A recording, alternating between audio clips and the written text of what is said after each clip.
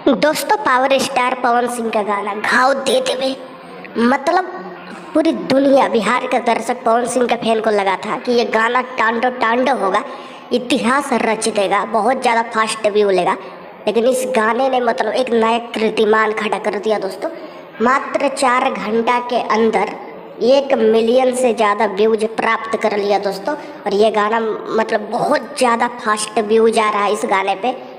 जितने पवन सिंह के फैन हैं सभी से निवेदन है कि दोस्तों इस गाने को आप लोग कम से कम 75 बार सुनो, ताकि जल्दी से जल्दी ये गाना 100 मिलियन के क्लब में शामिल हो जाए और पावर स्टार पवन सिंह का नाम एक और हो जाए 100 मिलियन। जितना प्यार आप लोग हरी हरी ओढ़नी को दे रहे हो, उतना ही ज़्यादा प्यार दुलार इस गाने को भी देना है, ताकि मतलब दुनिया को पता चले कि पवन सिंह के सामने कोई टिक नहीं पाएगा।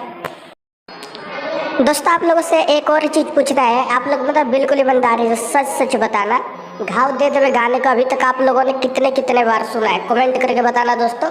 और आप लोगों को गाना कैसा लगा मुझे कमेंट करके बताओ जल्दी जल्दी।